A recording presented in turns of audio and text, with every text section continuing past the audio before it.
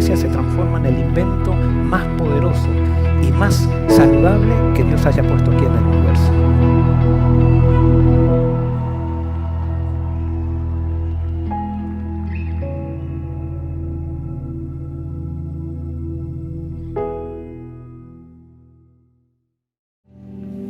Esta semana vamos a tener un nuevo evento. Estamos tratando de adaptar el evangelismo a los tiempos que estamos viviendo y por eso estamos haciendo algo nuevo y les pedimos que oren por nosotros. Y el testimonio que hoy siempre traemos de otros lados, de otros países, hoy va a ser un testimonio de alguien, un hermano nuestro aquí, y por eso quiero que presten atención porque tiene que ver con lo que va a pasar esta semana.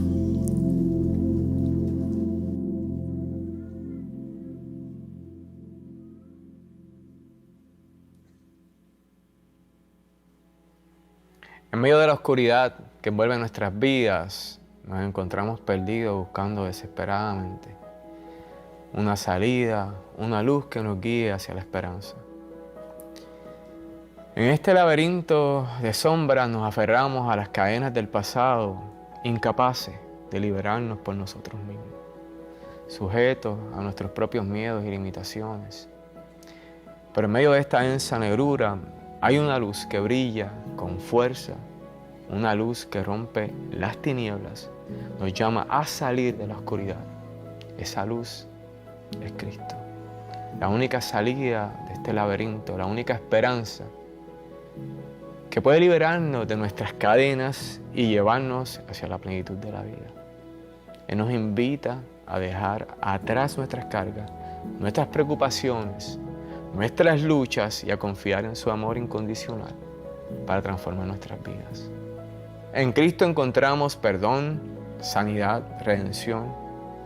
Él es la luz que disipa nuestras tinieblas, el camino que nos lleva a la libertad verdadera. ¿Estás listo para abandonar la oscuridad y abrazar la luz de Cristo? Él espera con los brazos abiertos para transformar tu vida y guiarte hacia un futuro lleno de esperanza y propósito. Mi nombre es Eliezer Ocasio y te invito a un encuentro que cambiará tu mente del 4 al 9 de marzo en el canal de Forest.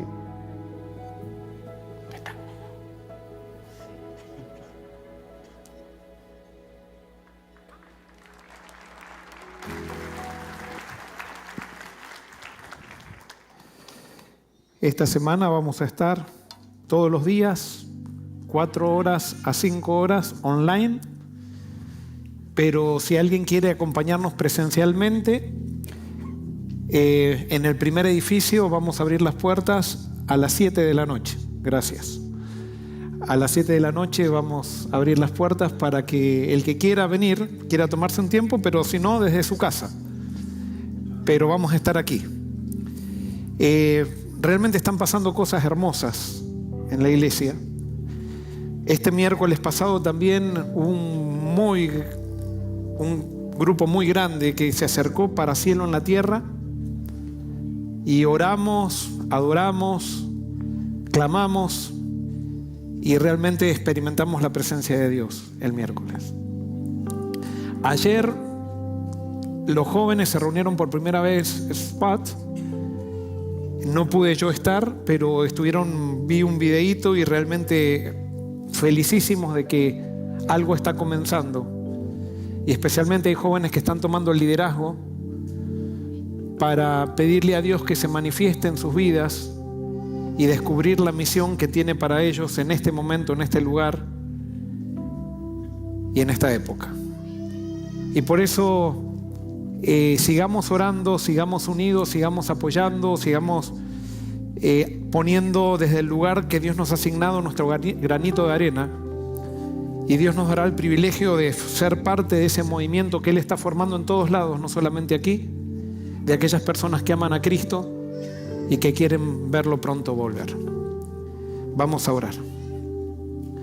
Querido Señor, ahora que vamos a abrir tu palabra,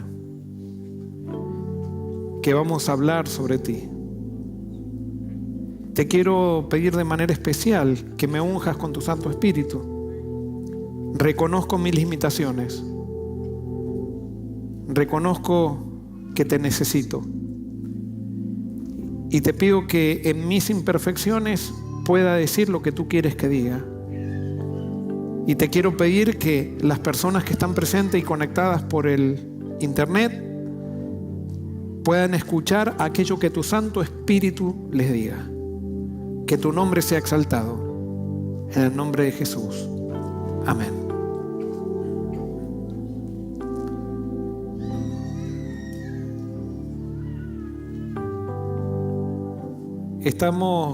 Estoy continuando con la serie que comencé hace algunos sábados que se titula Hijos de Abraham. Y hoy comenzaré con un tema, o continuaré con un tema que se titula, y espero que me salga a la pantalla, no sé si salió o no, todavía no. Le voy a pedir a Switcher. Dice el título, no es que me olvide el título, estoy esperando que salga en la pantalla. Miedo a ser libres. Y de alguna manera, nuestro corazón pecador busca la esclavitud. Queremos ser esclavos. A pesar de que hablamos de la libertad, pero queremos ser esclavos. Y por eso Jesús, que vino a deshacer las obras del diablo, Él definió a sí mismo su misión de una manera clara y categórica cuando fue a la iglesia de Nazaret, a la sinagoga de Nazaret. Allí Él tomó el libro de Isaías y leyó lo que Isaías decía acerca de la obra del Mesías. Y eso está en Lucas 4, 18 y 19, que dice: el Espíritu del Señor está sobre mí, porque me ha consagrado para llevar la buena noticia a los pobres. Me ha enviado a anunciar libertad a los presos y a dar vista a los ciegos, a poner en libertad a los oprimidos y a anunciar el año favorable del Señor. O sea, Jesús definió su misión como una misión de liberación. Él dijo que Él venía a traer libertad, libertad a los oprimidos, libertad a aquellos que estaban cautivos, libertad a través de dar una nueva visión de las cosas. Vino a anunciar el año agradable del Señor. Había un año que se llamaba el año del jubileo, donde en ese año todas las personas quedaban libres en el pueblo de Dios. Los que tenían deudas no tenían más deudas. Los que eran siervos quedaban libres para ser personas dueñas de sí mismos. Jesús vino a predicar ese año. Jesús vino a predicar la libertad. Sin embargo, una de las razones por las cuales Jesús fue rechazado fue justamente porque vino a liberar, porque a la gente le gusta ser esclava. Es más, lo vemos con el pueblo de Israel. El pueblo de Israel clamaba por ser libre, clamaba por ser liberados de la opresión de Egipto. Sin embargo, cada problema que tenían en el desierto, una vez que fueron liberados, cada problema querían volver ¿a dónde? Querían volver a Egipto. Y no era que querían volver a Egipto porque querían volver a Egipto, sino que querían volver a la esclavitud. ¿Y por qué querían volver a la esclavitud? Porque ¿sabes qué? Para ser libre, tú tienes que vivir por fe. Y al ser humano no le gusta vivir por fe. A nosotros nos gusta vivir por vista. Y por eso vemos que en cada problema que ellos tenían, primero pensaban que Moisés era el que los había sacado de Egipto. Y le echaban la culpa a Moisés. Y una vez que le echaban la culpa a Moisés, le pedían volver a la esclavitud.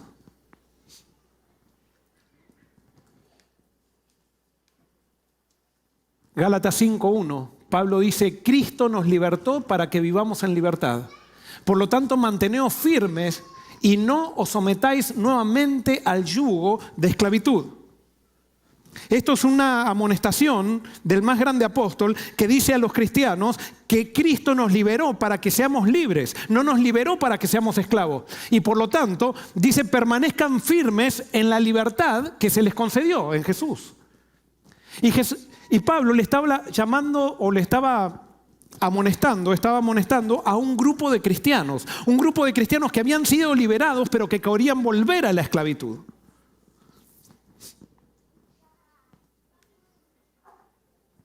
Segunda de Corintios 3:17 dice, porque el Señor es el Espíritu, y donde está el Espíritu del Señor, allí hay libertad. Donde está el Espíritu hay libertad. Yo creo que el principal elemento que existe en el universo es la libertad. Y la otra vez teníamos una discusión, creo que en un programa que estábamos haciendo con los pastores, si primero era la libertad y después el amor, o primero era el amor y después la libertad. Y no sé si hay una respuesta. Pero sin libertad no puede haber amor. Y sin amor nadie da libertad. Como muchas veces decimos, si alguien quiere tener voluntariamente el sí de alguien, tiene que darle la libertad de que pueda decir no. Y si tú no tienes la libertad de decir no, no eres libre. Y si no eres libre, no puedes amar. Y esto es algo que los seres humanos no entendemos, porque los seres humanos nos gusta ser esclavos y nos gusta esclavizar. Toda persona que ha sido esclava le gusta esclavizar. Toda persona que ha sido abusada termina siendo un abusador, a no ser que tenga una transformación. Y por eso Pablo le dice a los cristianos y nos dice a los cristianos, porque el Señor es el Espíritu y donde está el Espíritu del Señor, allí hay libertad. Si queremos evaluar si estamos en una iglesia que es del Señor, que está dirigida por el Señor, no puede ser una iglesia donde haya opresión, donde haya control. Porque si no, allí no está el Espíritu. Y justamente las iglesias muchas veces, para disimular la falta del Espíritu, utilizan el control. Y en el mundo cristiano se ha aceptado el control como si fuera algo aceptado por Dios. Elena de White dice en Testimonios para Ministros, página 360, los métodos de Satanás tienden a un solo fin: hacer que los hombres sean esclavos de otros hombres. Un solo fin: hacer que los hombres, los seres humanos, sean esclavos de otros seres humanos. ¿Por qué tenemos miedo a la libertad? ¿Cuál es la razón? Y quiero decirle que todos tenemos miedo a la libertad, Pero ¿cuál es la razón? Algo ya dije, pero ahora lo vamos a profundizar un poquito más. Tenemos miedo a lo desconocido. La libertad a menudo implica tomar decisiones por uno mismo y enfrentarse a nuevas situaciones sin la guía de otros. Esto puede generar ansiedad debido a la incertidumbre sobre lo que puede suceder. Miedo. Miedo a la libertad. Miedo a tomar decisiones por mí mismo. Miedo a tener esa ansiedad que no quiero tener, que implica no saber lo que viene como resultado de tomar decisiones por mí mismo, que son decisiones nuevas.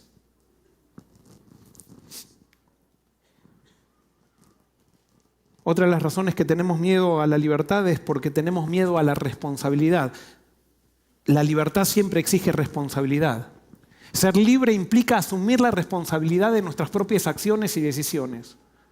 Algunas personas pueden temer esta carga de responsabilidad y preferir la comodidad de seguir órdenes o directrices establecidas por otros.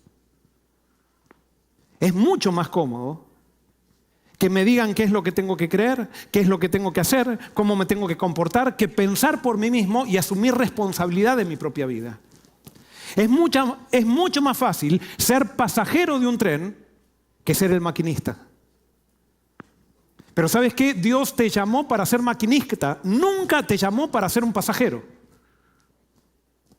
Pero nosotros hemos aceptado como que es natural que nos digan todo lo que tenemos que hacer, que nos digan todo lo que tenemos que creer, que nos digan todo lo que tenemos que pensar, que nos digan cómo nos tenemos que vestir, que nos digan cómo tenemos que cantar, que nos digan cómo tenemos que orar, que nos digan todo. Es cómodo. Y si yo me adecuo a eso, estoy tranquilo. Se me va la ansiedad porque ya no tengo que pensar.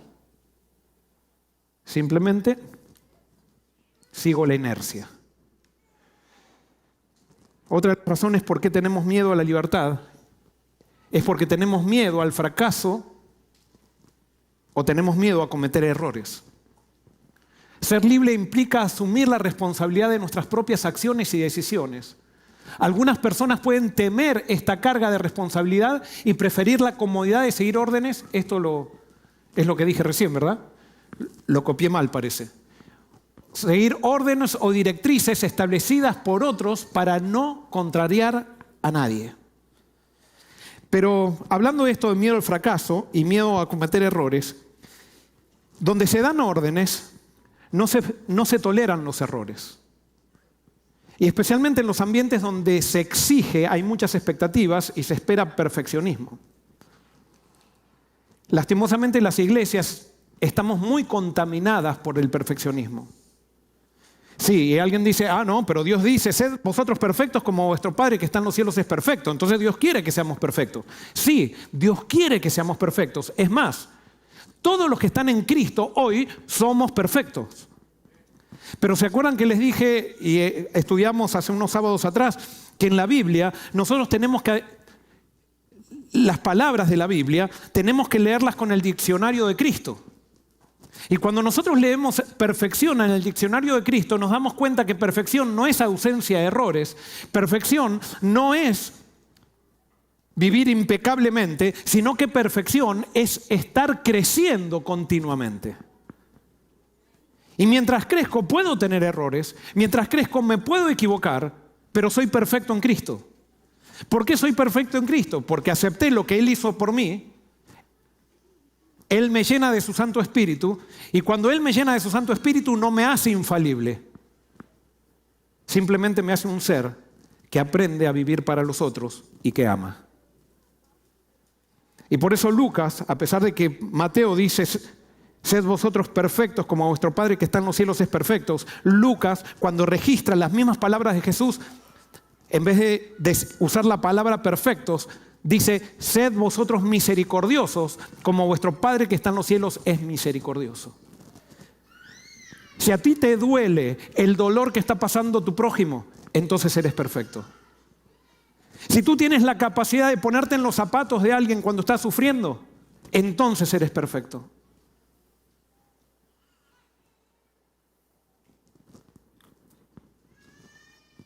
Puede ser que alguien sea perfecto y que todavía coma queso. Pero hay personas que piensan que para ser perfectos hay que dejar de comer queso, que está muy bien, si lo quieres dejar, yo tengo que dejarlo también. Pero esa no es la perfección que habla la Biblia, porque el Evangelio no es comida ni bebida. El Evangelio es la buena noticia de Jesús, y la buena noticia de Jesús es que Él vino a mostrarme quién es el Padre, y a mostrarme que el Padre me ama con un amor incondicional, y que quiere lo mejor para mí y para el mundo. Me acuerdo un profesor, yo cuando tuve la oportunidad de estudiar un profesorado de música y también un profesorado de religión y también una licenciatura en teología, digo eso porque alguien puede decir, sí terminé también la licenciatura en teología, pero también creo que tuvo más influencia el profesorado en religión en mi vida que la licenciatura en teología. Y había un profesor que nos decía, cuando ustedes tengan un aula y tengan un grupo de chicos, el desafío de ustedes no es el mejor chico, el desafío de ustedes es el peor. Y si ustedes no hicieron crecer al peor y no lo integraron al peor dentro del grupo de los mejores, ustedes fracasaron como maestros. Y creo que es una filosofía del reino esa. Y entonces él decía, ustedes no pueden enseñarle a los chicos a vivir sin equivocarse. Ustedes tienen que enseñarles a equivocarse y a cómo actuar con los errores con los cuales se equivocaron, para que no los vuelvan a cometer.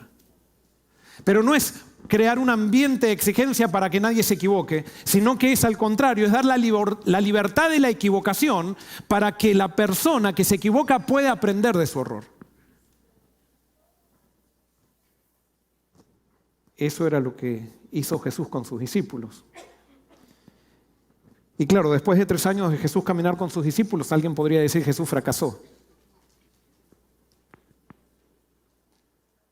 Pero una vez que resucitó, esos pescadores ignorantes transformaron el mundo y gracias a eso hoy estamos nosotros aquí.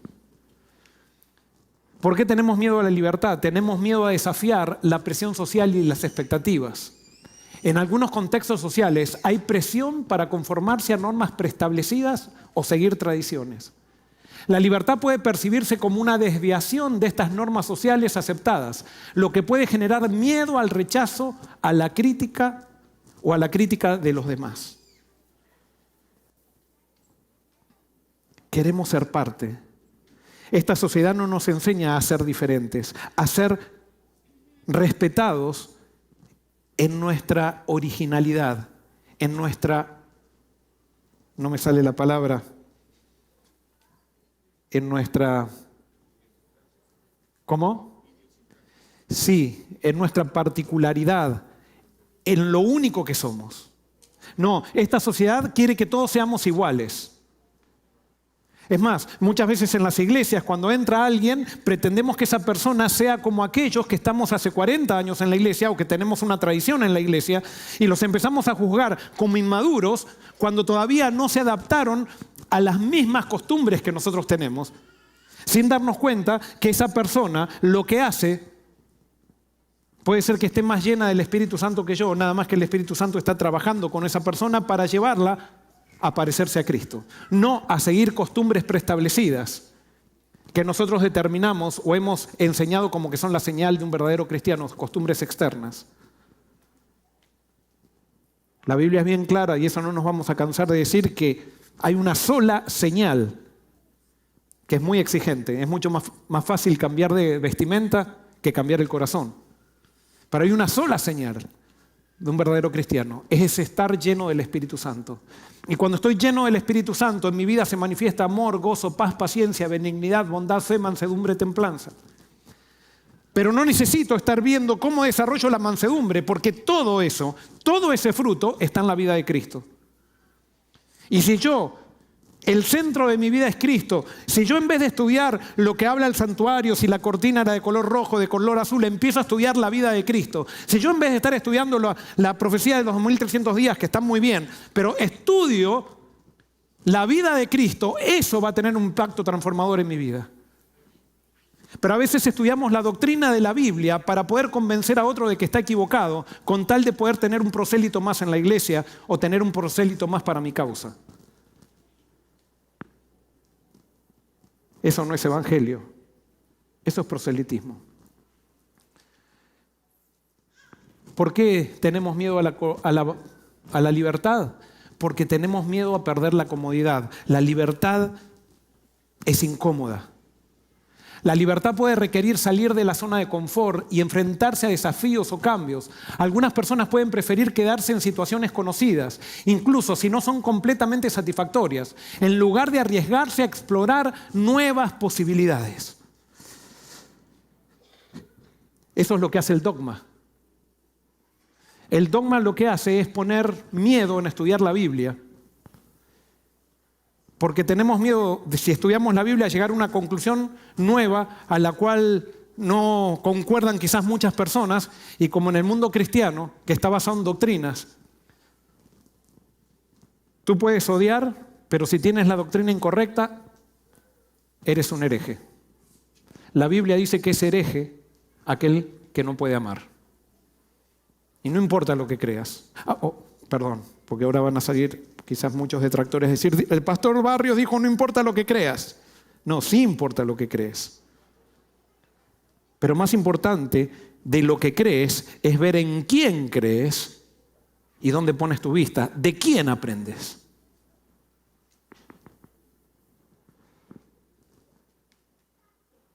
En Apocalipsis hay 2 mujeres. o algunos dicen que es una. Quizás, de acuerdo a la Biblia, podríamos decir quizás también que puede ser una mujer pura que se transforma en una mujer ramera. Y estas mujeres simbolizan ¿a quién? A la iglesia. Eso lo sabemos. Todos estamos de acuerdo que estas mujeres simbolizan a la iglesia. Ahora, hay una iglesia, si podríamos decir, que cobija o son aquellos que no tienen miedo a la libertad. Aquellos que han aprendido a ser libres. Aquellos que aprendieron a ejercer fe.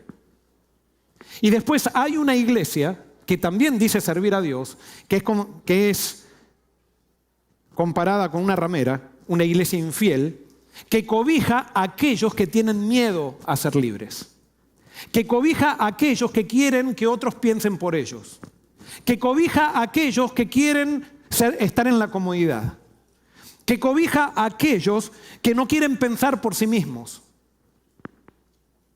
que cobija a aquellos que quieren que le den todo masticadito. Hay dos iglesias. Y me voy a centrar en la iglesia que cobija a aquellos que no quieren ser libres o que no queremos ser libres, que tenemos miedo a la libertad. Y la describe así.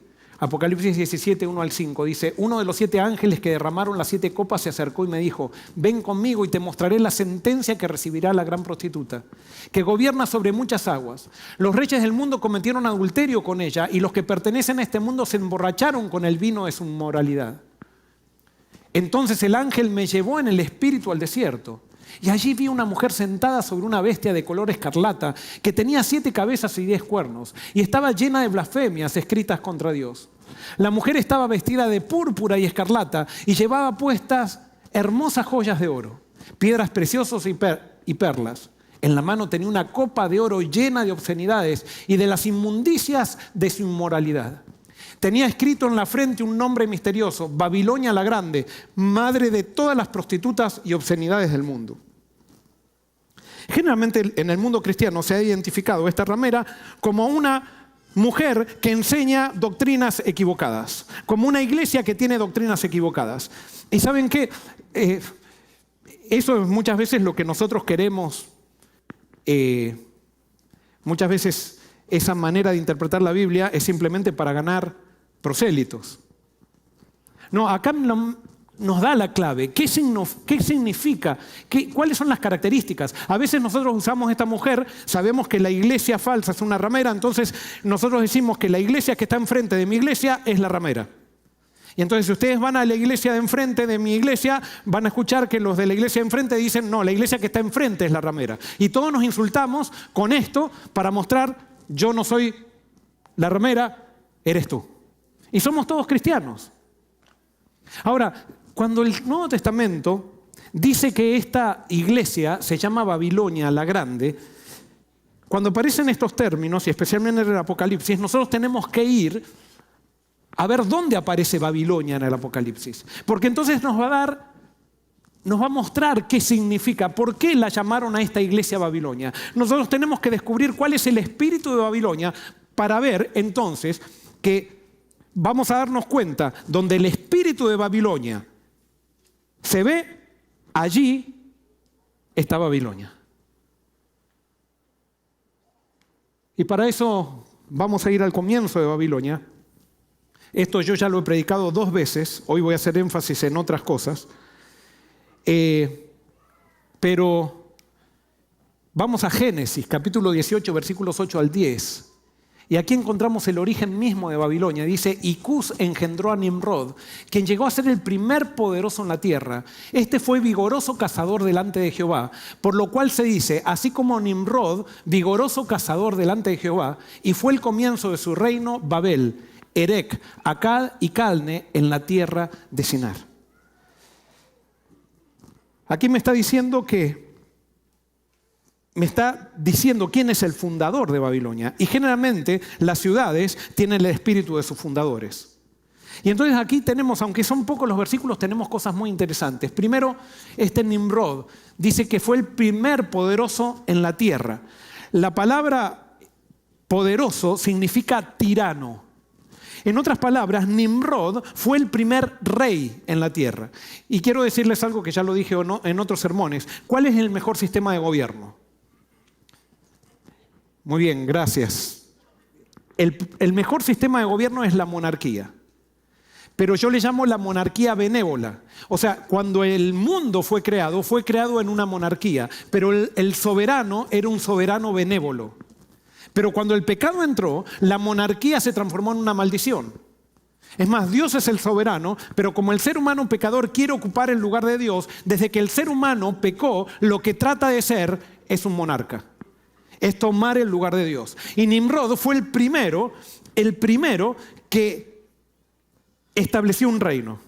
Y el reino justamente fue el reino de Babilonia. Y por eso cuando Apocalipsis llama a la mujer ramera, la llama Babilonia, no la está llamando por casualidad Babilonia. Quiere que vayamos al Antiguo Testamento y nosotros analicemos el origen de Babilonia para entender los principios que rigen a Babilonia. Y entonces fue el primer tirano, Nimrod. ¿Qué es un tirano? Se aplica a la persona que abusa de su superioridad, de su fuerza o su poder en relación a los demás. O sea, un tirano es el que utiliza la fuerza para llegar ¿a dónde?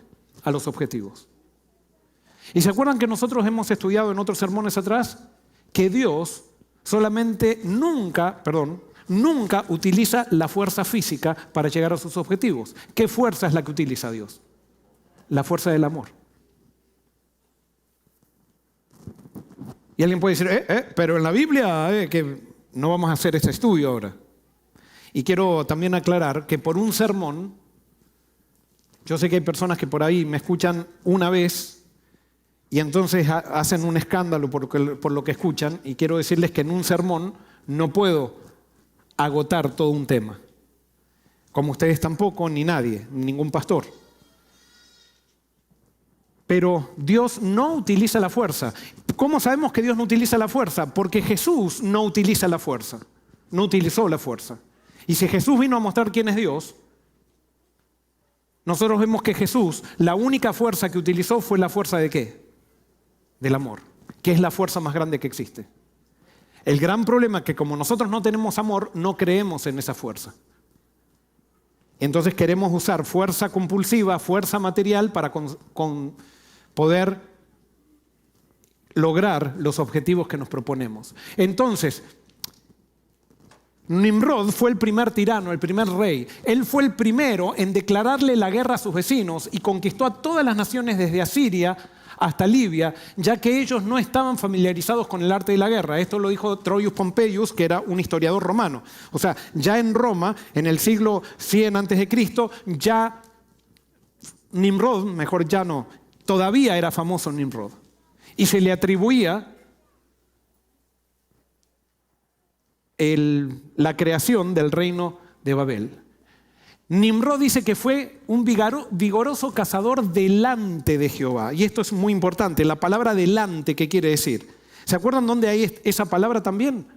Esa palabra aparece en el segundo mandamiento, que dice, no tendrás dioses ajenos delante de mí. Cuando usa esta palabra delante, dice que Nimrod se puso entre Dios y los seres humanos.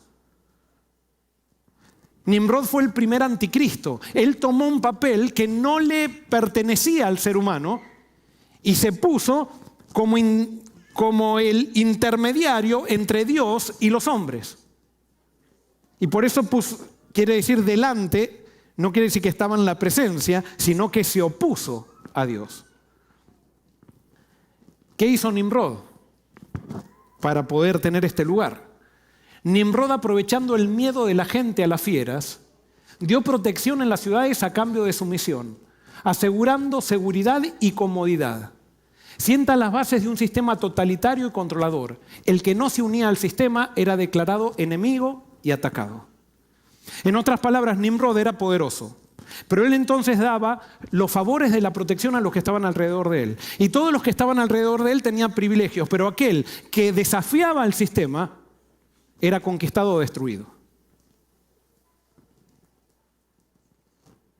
Es muy común eso, ¿no? Esto no es ajeno a lo que pasa todos los días, en todos los sistemas. La gente poderosa con el espíritu de Nimrod o el espíritu de Babilonia, utiliza la autoridad que tiene por un puesto para aprovecharse y someter personas, para sacar beneficio de las personas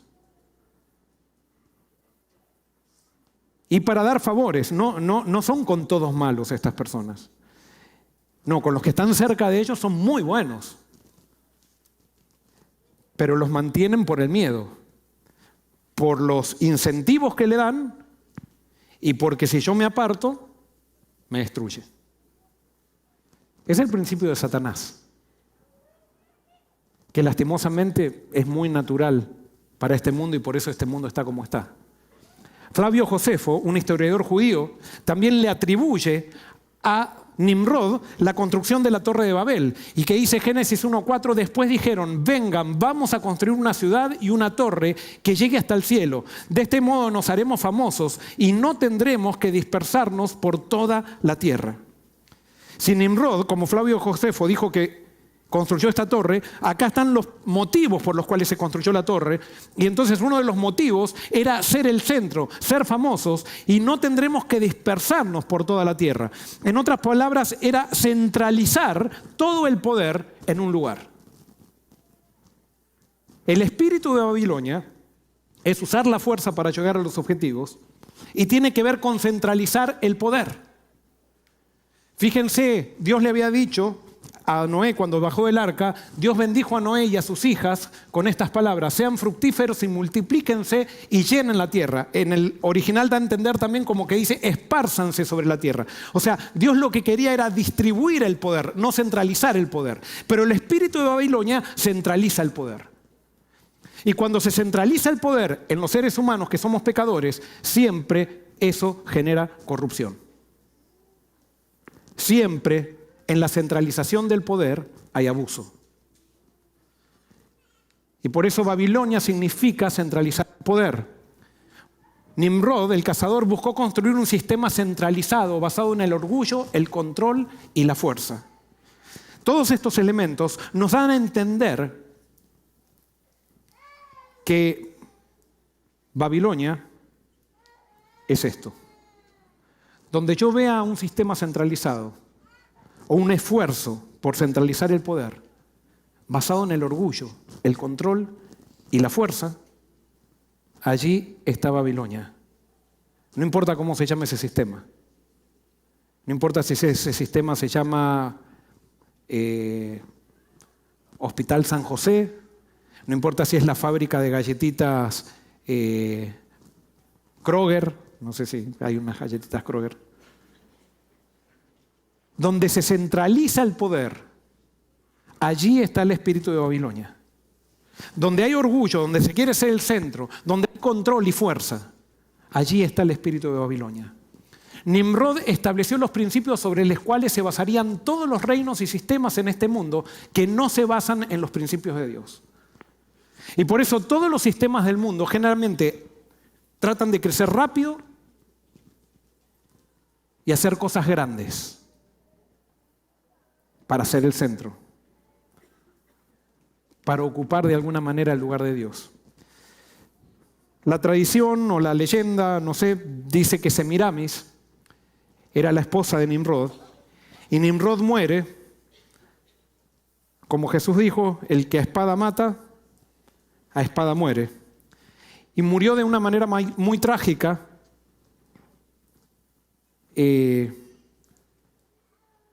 cazando, según lo que dice en la leyenda. Entonces Semiramis, como ella ya tenía mucho poder al lado de Nimrod, tenía que mantener ese poder, y entonces ella se encargó de organizar el sistema religioso que se llamó el sistema de misterios. Ella dijo que Nimrod al morir se fue al sol. Y ella, según lo que dicen los que han estudiado esto, que lo estudian de fragmentos de la mitología de los dioses, porque hay gente que piensa que la mitología de los dioses tiene cierta raíz en este personaje Nimrod. Y por eso Nimrod, según algunos estudiosos, dicen que Nimrod realmente es el dios de prácticamente todas las culturas, nada más que tiene diferente nombre. Entonces Semiramis, para no perder el poder, creó un sistema religioso que se llamó el sistema de misterios, donde juntó el Estado, el reino, con la religión. Y al juntar el reino con la religión hizo el cóctel de usar la fuerza para poder lograr objetivos religiosos. ¿Cuál era la base de la religión de misterios? Y escuchen bien, porque esto es la base de Babilonia. Estaban organizadas en estructuras jerárquicas, con líderes religiosos que ejercían autoridad sobre los fieles.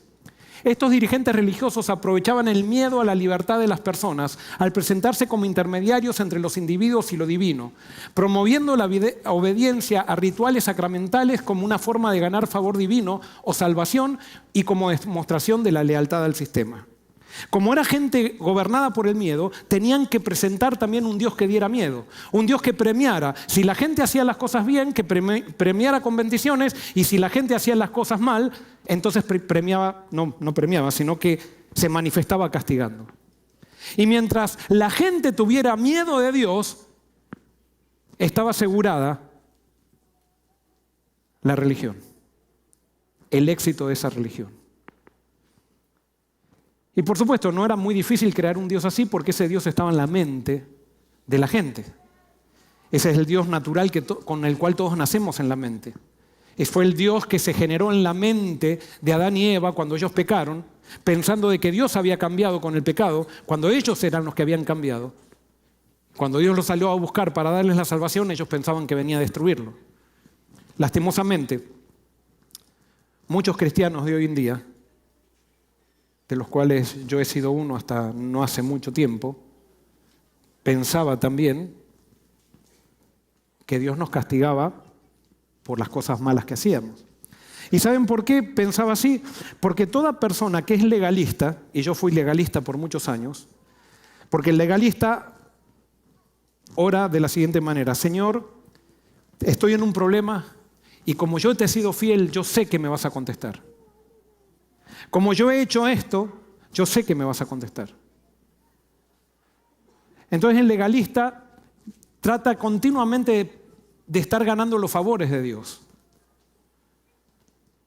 sin saber que las cosas que le ocurren muchas veces son por sus propias decisiones, no es porque Dios está castigando. Y como cada vez que le ocurre una prueba al legalista, y esto lo sé bien porque lo he vivido, entonces empieza a mirarse a sí mismo diciendo: ¿en qué me equivoqué? Porque Dios me está castigando. Entonces quiere mostrarle a Dios todo lo que hizo en el pasado y decir: yo no soy tan malo, porque mira todo lo bueno que hizo. Entonces el legalista generalmente termina enojado con Dios. ¿Por qué? Porque el legalista termina enojado con Dios porque sirve a un Dios enojado. Como nosotros vemos a Dios tiene una repercusión en quién nosotros somos. Y justamente como nosotros somos, es como vemos a Dios. Y por eso es necesaria la revelación de Dios a través de Jesucristo. Pero entonces esta es la estructura de la religión de misterios. La religión de misterios estaba el pueblo en la base, después había una casta sacerdotal que le decía al pueblo lo que Dios decía, y el pueblo no tenía derecho a cuestionar a la casta sacerdotal ni a pensar por sí mismo. Ellos tenían que hacer lo que la casta sacerdotal le decía. Y entonces estaba el sumo sacerdote o rey, que era el rey, que era al que la casta sacerdotal de quien recibía privilegios, y el rey era la manifestación de Dios, era la manifestación de Dios en la tierra. Esa fue la religión, la estructura de religión que creó Semiramis, una religión jerárquica. Y por eso donde hay jerarquía, allí está Babilonia. Donde hay jerarquías, donde no se da libertad, pero justamente como los seres humanos queremos ser esclavos, nos encanta este sistema muchas veces. Es más, porque nos sentimos cómodos en este sistema, que nos digan lo que tenemos que creer, que nos digan lo que tenemos que pensar. Pastor, tengo un problema, no sé qué maceta, si poner mi maceta en la cocina o si la pongo en la sala. Y estoy exagerando. Pero hay muchas personas que esperan que su dirigente le diga lo que tiene que hacer en la vida. Es más, nosotros muchas veces hemos escuchado gente que quiere ser fiel a Dios y te dicen: pero pedile permiso a tu pastor o a tu sacerdote para poder violar tu conciencia. Todo eso son los principios de la religión de misterio. Jesús vino a dar vuelta la religión de misterios y por eso hizo una diferencia tan grande. En la pirámide de Jesús, en la base de la pirámide, ¿está quién? Está el rey. Y el rey sirve al pueblo. Y el pueblo, todo el pueblo, son sacerdotes de Jesús. Eso se llama el sacerdocio de todos los creyentes. Por eso el cristianismo irrumpió en una sociedad que era jerárquica y Jesús repartió el poder a todos. Y por eso nosotros vemos que cuando comienza la iglesia, el poder es dado a todos los creyentes. El Espíritu Santo no es dado solamente a los dirigentes. El Espíritu Santo es dado a todos los creyentes. Porque Dios no es un Dios de centralización, sino que Dios es un Dios que reparte el poder. Donde hay centralización, allí está Babilonia. Donde hay centralización, allí está el espíritu de Nimrod. Erich Fromm fue un psicólogo y filósofo muy famoso, judío, y él escribió un libro que se llama Miedo a la libertad. Y él hizo un análisis cómo las instituciones religiosas de Occidente en este momento contribuyen a la esclavitud. Y nosotros tenemos que analizar Forest City si nosotros queremos ser una iglesia de esclavos o una iglesia de gente libre. Él lo definió así.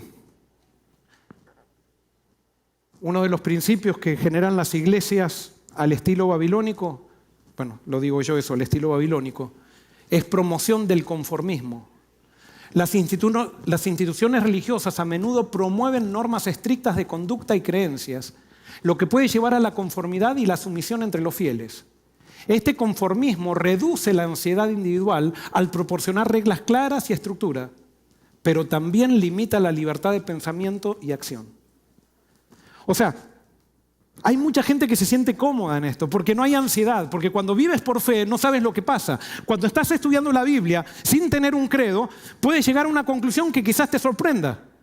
Pero no, yo prefiero que me digan lo que tengo que creer, yo prefiero que me digan qué es lo que va a pasar, yo prefiero que me digan cómo me tengo que portar. Entonces, cuando yo sé todo lo que tengo que hacer, no hay ansiedad.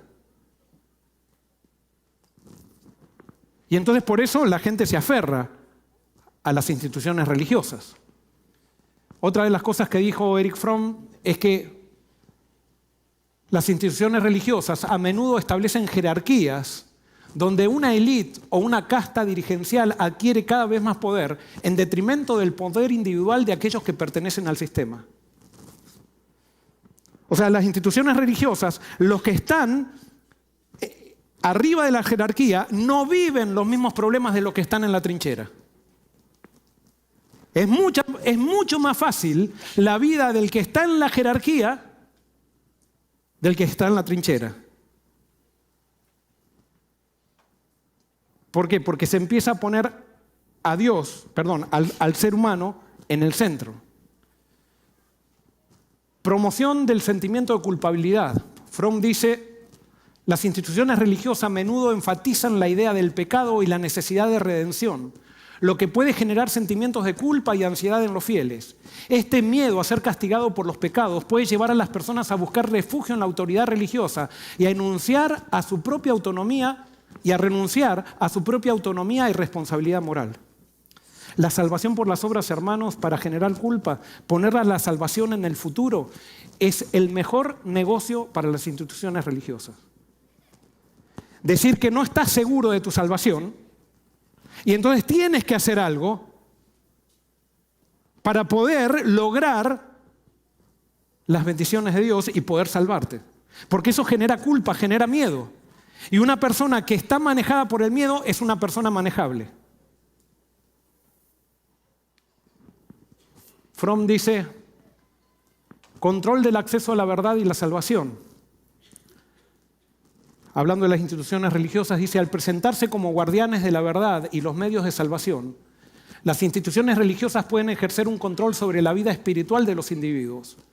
Esto puede crear dependencia emocional y psicológica en los fieles, quienes pueden temer perder su conexión con lo divino si cuestionan o abandonan las enseñanzas de la religión.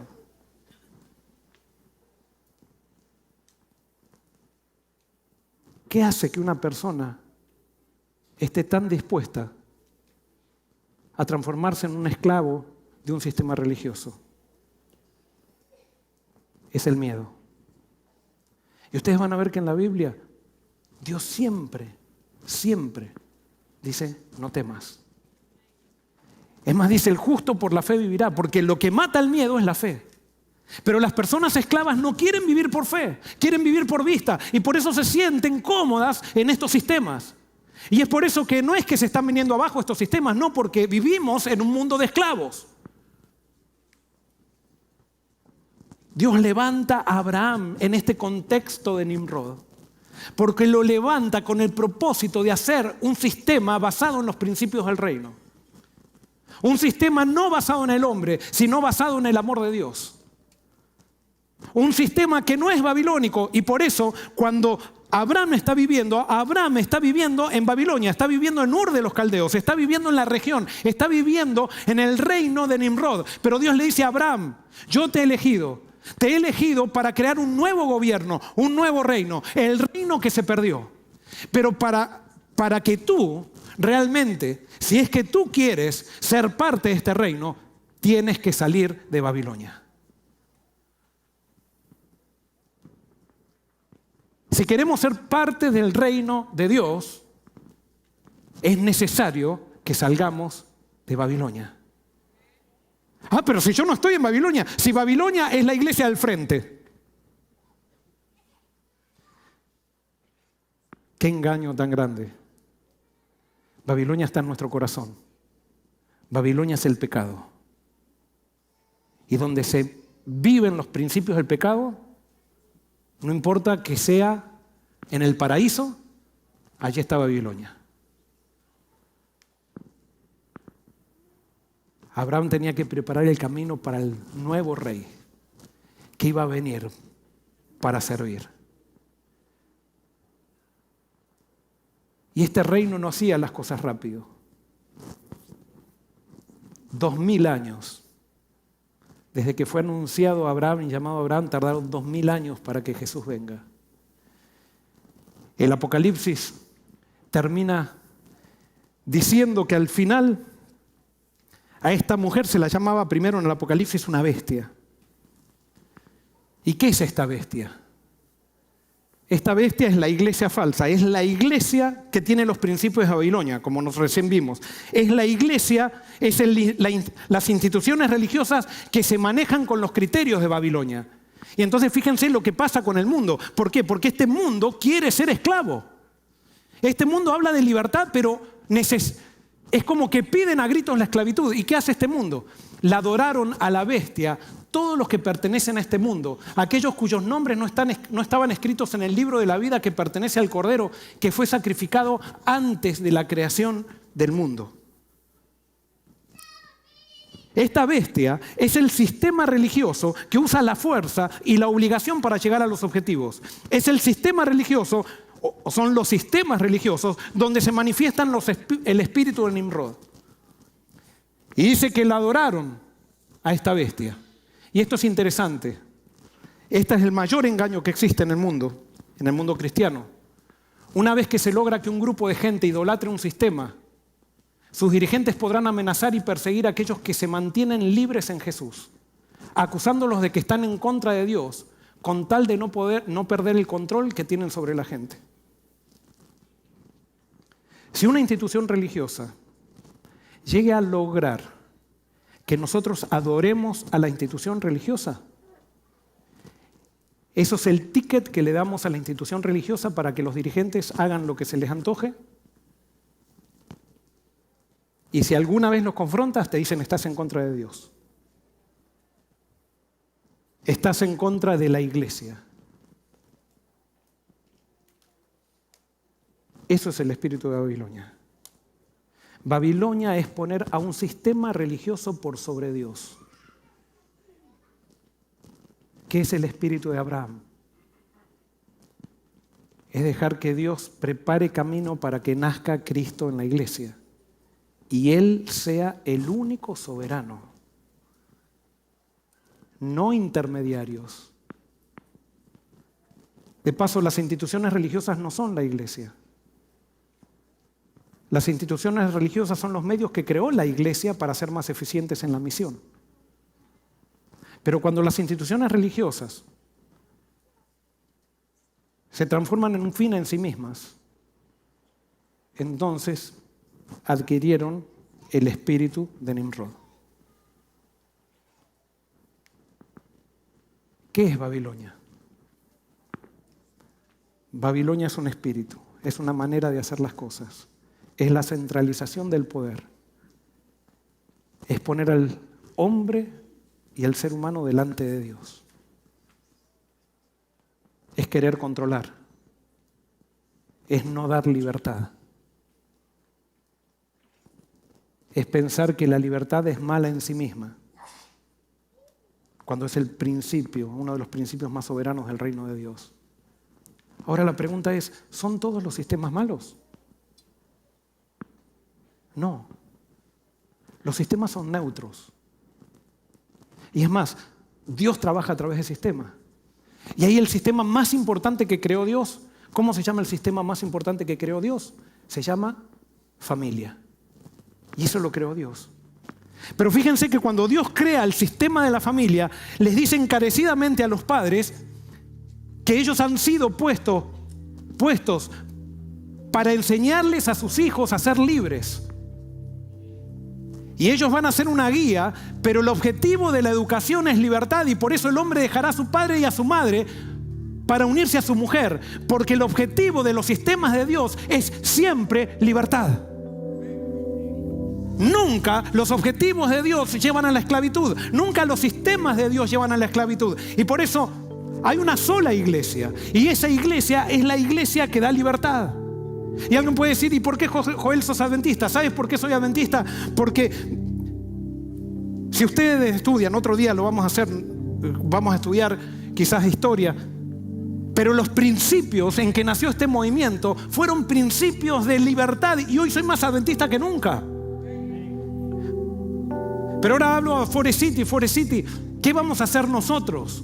No me importa qué es lo que hagan los otros, pero ¿cuál va a ser nuestro objetivo? Nuestro objetivo va a ser usar las herramientas que usó Nimrod para lograr los objetivos, o vamos a someternos al Espíritu para que en esta iglesia se transforme en un movimiento y Cristo sea el centro.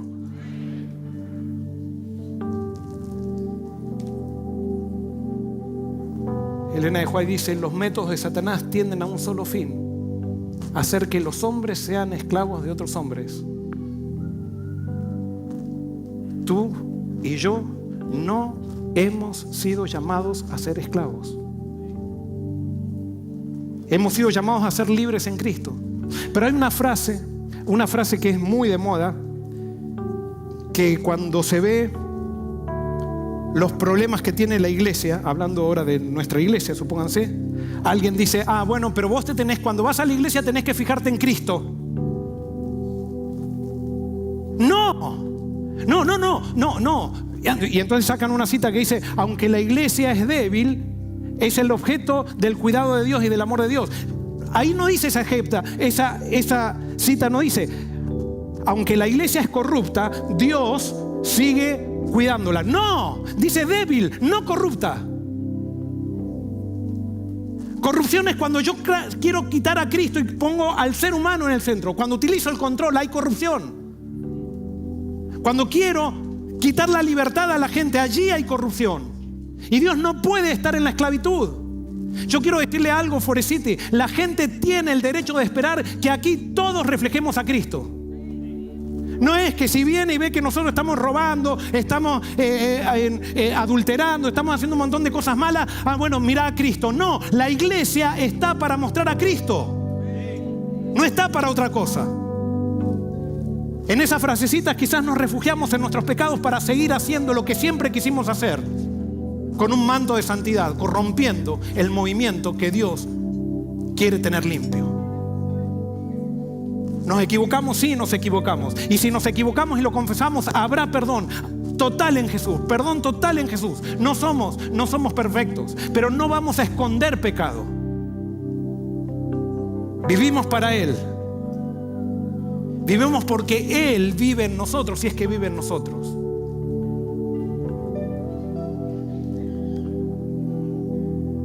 Apocalipsis 18, 1 al 4 dice que se levantará un movimiento final que tendrá el siguiente mensaje. Después de esto vi a otro ángel que bajaba del cielo. Tenía mucho poder y la tierra se iluminó con su esplendor. Gritó a gran voz: ha caído la gran Babilonia, se ha convertido en morada de demonios y en guarida de todo espíritu maligno, en nido de toda ave impura y de todo animal detestable. Porque todas las naciones han bebido el excitante vino de su adulterio. Los reyes de la tierra cometieron adulterio con ella y los comerciantes de la tierra se enriquecieron a costa de lo que ella despilfarraba en sus lujos. Luego oí otra voz del cielo que decía: salgan de ella, pueblo mío, para que no sean cómplices de sus pecados, ni los alcance ninguna de sus plagas. Hermanos, estamos todos en Babilonia. Tenemos que salir de Babilonia. ¿Y cómo vamos a salir? Cuando vivamos para Cristo, cuando seamos llenos de su Santo Espíritu. Jesús libera, nunca esclaviza. Y Él dijo: y conoceréis la verdad, y la verdad os hará libre. La verdad es Jesús. Que Dios te bendiga.